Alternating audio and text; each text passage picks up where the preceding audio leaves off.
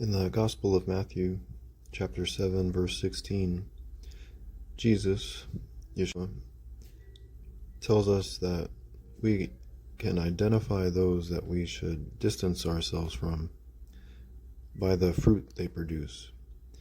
And I like the New Living Translation version of this verse because it clarifies that he's talking about the way they act, right? He goes on to ask the question,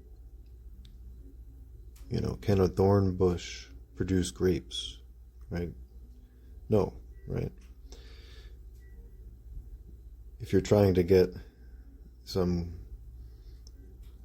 good fruit from something that has a bad root,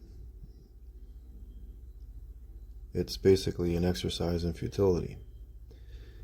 In the previous talk, I emphasized that the fruit to look out for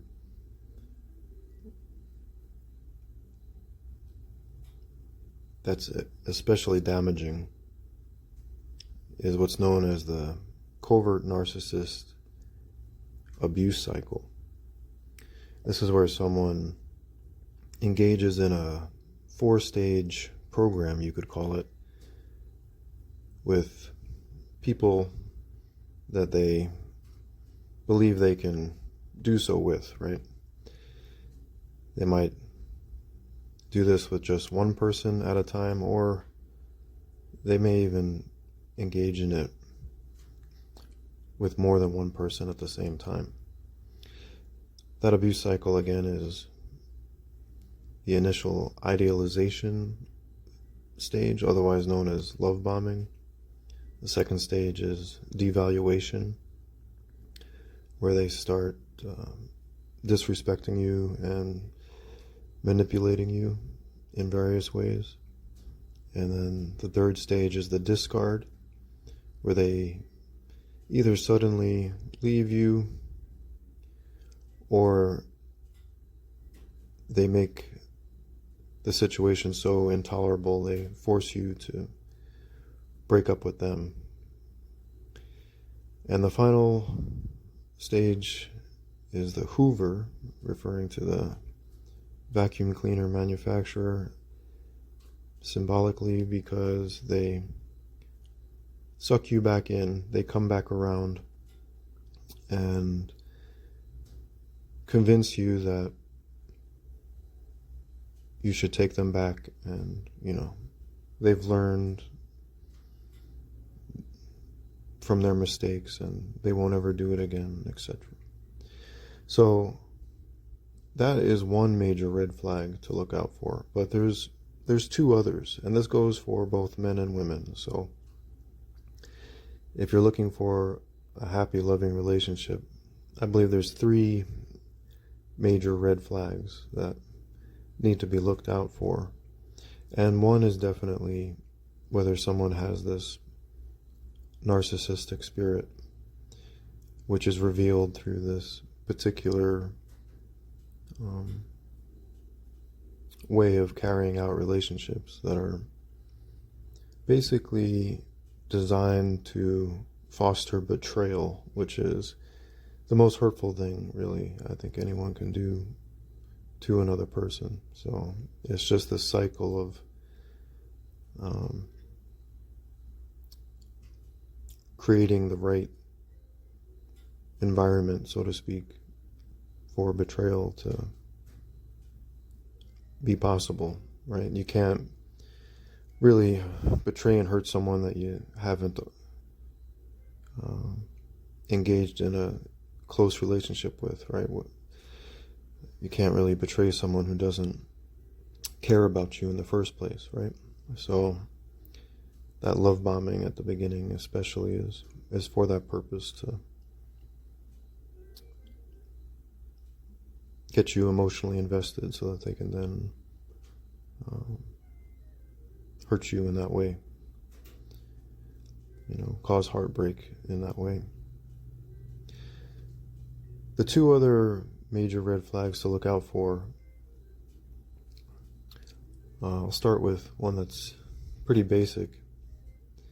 although nowadays it's considered, very controversial, is whether this other person, this other man or woman, is genuinely interested in what we would call, traditional family values and traditional gender roles. The reason why this is so important is because we were actually designed by God in a certain way. Men and women were. Men and women are different. I'm sure you've noticed that they are physically different, but they're also different, psychologically. And there's a lot more, difference than just on the physical level. And these differences are a good thing. They make a man and woman complementary to one another because they each have strengths that are different from one another, but that complement each other perfectly. And they suit the man or woman, actually. It's not like these roles that fit the strengths of the man or woman are something that they're going to engage in, in protest. Their spirit is going to be in protest. Their natural spirit is just going to be naturally aligned with that. A man naturally feels compelled to protect and provide and lead. And women are designed to naturally have an inclination to want to nurture, assist, and please. And the man and woman not only have these natural inclinations, but they're really masterful at those roles. And when you have a man aligned with his roles and a woman aligned with her roles, it can be wonderful. It fosters love. It fosters a loving, happy relationship. So if someone is against those aspects of how we're designed, or they just don't believe that that's true at all, they just think it's a social construct, and for example, say a man is totally fine with the woman providing for him completely. I'm sure nowadays there's plenty of people that say, oh, there's nothing wrong with that, but the truth is it's going to cause a disharmony because it's going against the grain of how we were designed. Of course, it's not bad if a woman is providing somewhat, especially if economic situations, compel that or require that. But, if a man is just full on having zero interest in being a provider whatsoever, women, have terms for such a guy, right? It's not fostering love, right? And likewise, if a woman isn't really interested in being nurturing, being submissive to a man's leadership, helping him, and being masterful at pleasing as well. If she's not naturally inclined to these roles and behaviors, it's really not possible to have as harmonious and loving a relationship as there is the potential to have. So that's why if someone, man or woman, is not down with what we would call traditional family values and roles, it should be seen as a red flag, because it's actually anti-love, just as narcissism is certainly anti-love. The third red flag would be someone showing tendencies to seek satisfaction through cheap thrills of one sort or another. And then this is also anti-love, because they're basically more interested in seeking satisfaction through other means than love itself. You could bluntly call this red flag someone showing degenerate characteristics, or being morally debased. And this shows up differently for men and women, but it remains that same fundamental characteristic. For women, this basically comes down to promiscuity. If she's very promiscuous and unfaithful and seeks thrills by, hookups and,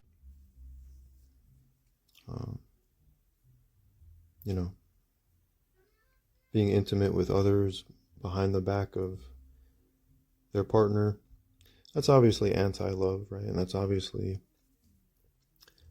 seeking thrills as if they're going to actually be more satisfying than a happy, loving relationship that's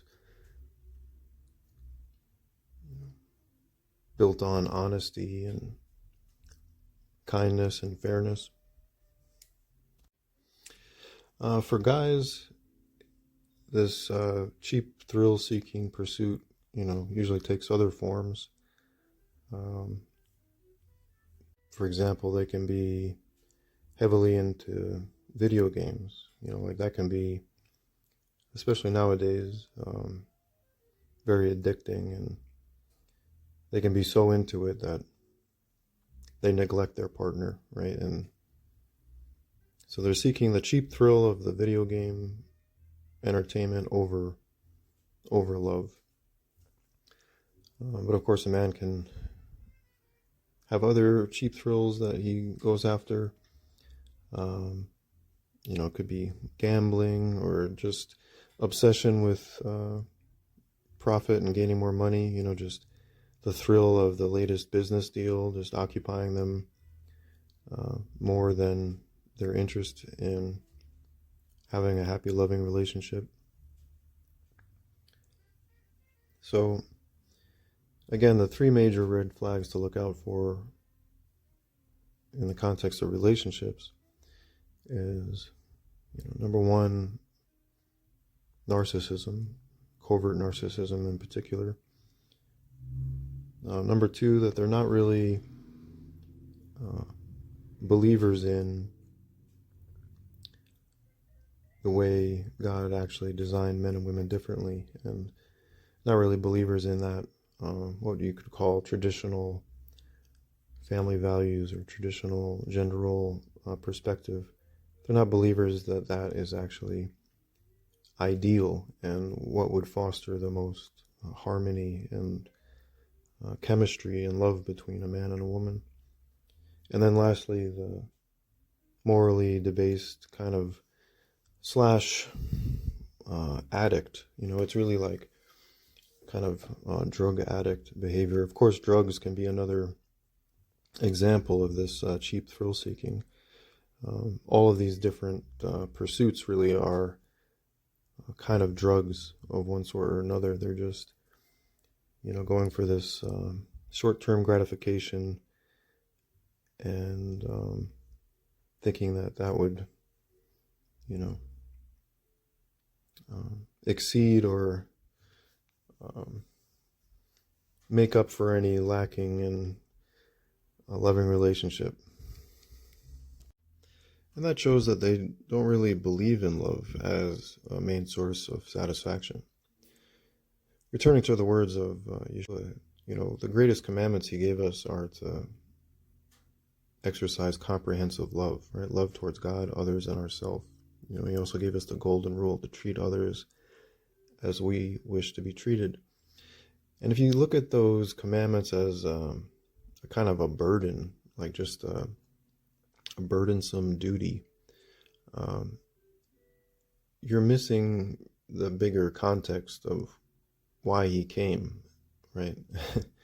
He came to set us free from bondage to the enemy, right? He came to destroy the works of the devil. He came to give us a life full of happiness and greater abundance, right? He didn't come to just give us these, tough rules, these tough moral rules to just be good people and suffer for it. Although that is something that the Pauline Church might say, and they would certainly agree with that he didn't come to give us any tough moral rules. They'll tell you that he just came to shed his blood on the cross to carry out a metaphysical transaction where, this atonement took place that paid for your sins. My point being that the commandments to be loving do involve, you could say, some tough work of repentance and, effort that needs to be given, but it's rewarding. It's not like you're just doing it because he commanded it. We should do it because he commanded it, but also because we know that it's for our best interest. It actually would make our lives better. Like he is actually interested in making our lives better and saving us from a life of dissatisfaction. But returning to the red flag category of the thrill-seeking, morally debased person, the degenerate, you could say they don't really believe in love, right? And maybe they're even afraid of it. But that's actually the same thing, right? Because the fear is going to be lie-based. So it could be that they've never really known love in their life. They don't really think it's a real thing, a real possible thing. So for them going for the low-hanging fruit of, promiscuity and drugs, video games, gambling, etc. Just seems like the better option, right? Because they don't think there really is another choice. They just think that's it. That's the best life has to offer. But you can't really let this person off the hook as far as, how their upbringing was or whatnot, because not everybody that has a bad upbringing, say parents that were unloving to them, then just abandons love altogether and has no interest in love. They actually have a preference for these cheap thrills. And this can be found out when someone actually offers them real love, shows them real love, but they still reject that for the cheap thrill. And so that's why it's appropriate to give the morally debased label or the degenerate label, because they're just all about the cheap thrill. They actually, see that as more satisfying. And maybe that's because, they just don't have the love in their own heart after so many cheap thrills that they've gone on, after so many times going down that degenerate road. Their love light might be so dimmed out that they just don't even feel capable of returning love, even if they're receiving genuine love from someone else. And, with women in particular, it's definitely true that the more promiscuous, the less they're able to pair bond. In other words, the less they're able to really love one man in particular. And this happens after just a few partners, which is very different from a man. But again, this kind of perspective is considered controversial nowadays, and mainstream perspectives will want to tell you, oh no, it's exactly the same. It affects men and women exactly the same. But it definitely does not. Another key distinction between someone who deserves this label of, being morally debased or degenerate and someone else who may have occasionally, involved themselves in cheap thrills of one sort or another, is that the person that still believes in love will oftentimes engage in the drug of whatever sort as a substitute because of the lack of the love which they wish they had, right? So, someone may want to have real satisfaction through a loving relationship, but, they're unable at the moment to find that, and so then they, self-medicate, so to speak, or engage in, whatever kind of cheap thrills, but it's not what they want to be doing most of the time. It's not their preference. It's just something they're doing temporarily to kind of distract themselves and, basically get through the loneliness or depression that they might be going through because of the lack of love. That can be lack of love because there's no other person, or because they're in a relationship where they aren't receiving real love from the other person, or they don't actually feel real love for them either, or both. So seeking the cheap thrills as to compensate for the love that they do want and do recognize would be better is distinctly different from someone who is just going to go for the cheap thrills no matter what. Whether there's someone that's a good match for them and offering them love or not, they're still going to go for those thrills. And that's why it's a red flag, because if you're trying to have a happy, loving relationship with such a person, it's not possible as long as they have that tendency. They're a hardcore drug addict until they kick that habit. Trying to have a happy, loving, harmonious relationship is just not possible. And again, all these cheap thrills are basically, one form of drug or another. And a good question that might come up here is, well, how do I know if it's, really ingrained in them as a fundamental behavior, or if they just made a mistake? Well, you can give someone a second chance. And the key then is to observe, is there any progress after that? And if they genuinely regret what they've done, they'll at the least, stop the behavior. Or, depending on how severe of a habit is, you'll see a great reduction. Obviously, some behaviors just need to be stopped completely, and any repetition would be unacceptable. But there needs to be some actual progress, and it needs to be shown in their behavior. You can't rely just on their words. And that's another thing that I think is important to be aware of, right? When we're hearing these words of Yeshua saying to pay attention to their fruit, to their actions, because that's also simultaneously saying, don't listen to their words, right?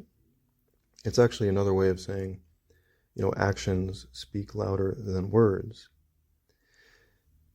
And in case you think I might be putting words into his mouth, in Matthew 7:21, he says, this is the contemporary English version.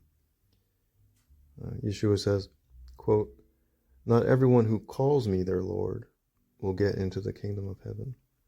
Only the ones who obey my Father in heaven will get in," end quote. So there he says, not everyone who calls me their Lord, right? Those are their words, right? And then he contrasts that with the one who actually obeys the will, meaning they actually do it, right? Their actions. So he's saying actions speak louder than words, right? You can say all these wonderful things to me, say all these words of praise, but that's not going to qualify you for the kingdom of heaven. And likewise, someone can say all these wonderful, perfect sounding things, which in the covert narcissist context, would be classified as future faking. But if they don't actually follow through, then you need to ignore the words, no matter how wonderful they sound. And they can sound oh so wonderful, oh so perfect, like the silver-tongued devil. But you need to check the words with reality and ask yourself, are they being consistently kind, honest, and fair? Are they showing me real love? Or is there just a lot of talk about, the love is on its way? The love is just around the corner. And also, something to observe concerning the fruit is if they go to the worst fruit of all, which again I believe is betrayal.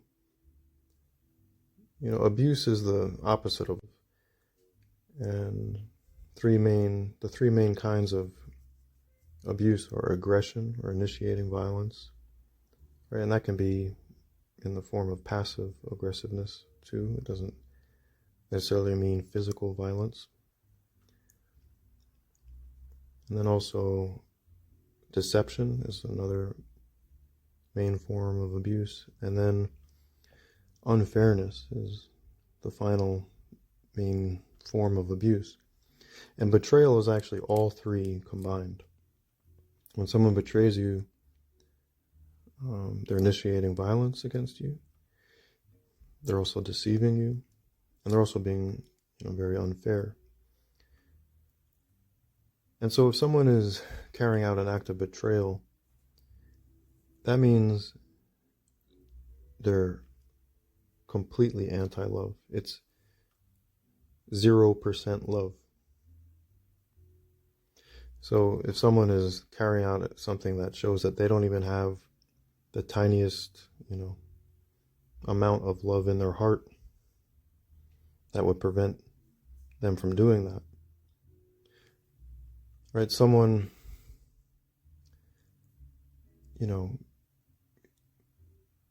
may commit a small act of aggression or a small act of deception or a small act of unfairness on occasion, and then they can repent and end that behavior. But most people don't cross the line into betrayal. Like they have enough love in their heart to not do someone that dirty, right? To not be that heartless. Most people hold off on the betrayal. But a covert narcissist, not only do they not hold off on it, it's like it's their modus operandi. That's their goal, actually, whether they would ever admit that to you or themselves or not. That's what those 4 stages are designed to carry out. That's how those 4 stages operate.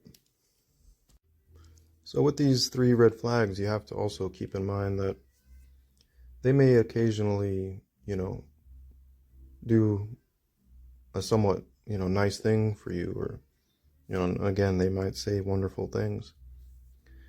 But if they're showing the narcissistic cycle, if they're showing that they're really interested in cheap thrill seeking as being a major dominant part of their life, and if they're showing that they don't really have any interest in having a traditional family with traditional family gender roles, they're not watching any programs on that topic. They're not reading any books on that. They're not actually engaging in any, hobbies or activities aligned with that. They're not listening to music aligned with that. It could be quite the opposite. They're just listening to kind of degenerate entertainment and so on that has nothing at all to do with traditional family values. It's actually anti that. If someone shows any of those red flags, you have to see it as a no-go situation, because again, these are all anti-love modalities or anti-love characteristics. And if you're smartly realizing, in order for me to have a happy relationship, there needs to be love, well, then these behaviors or these, characteristics or these mindsets are pure sabotage. And as long as anyone holds one or more of them, there's no way to actually have love with them. And if they have more than one or all three, it's just even that more certain. But even one is enough. Each of these is such a detriment to harmony between a man and a woman that a firm boundary just should be set against them. And why might someone not hold these boundaries to begin with? Well, it could be, and I think it's probably oftentimes the case, that you might have grown up with a parent that had one or more of these red flags, and so you thought it was normal, right? Because as a child, the parent represents all of humanity, right? The mother represents all women, and the man represents all men, basically, as far as the child knows. And so it's considered normal. And so if you consider something normal, you're not going to have a boundary set up against it, right? You're not going to be wary of it. And so then you can keep getting in relationships where someone actually displays one of these red flags, but you don't see it as that big of an issue. And inevitably you'll find out, oh, yes, it was a major issue, right? So something to be aware of if you find that you're engaging in relationships where someone has one of these red flag characteristics.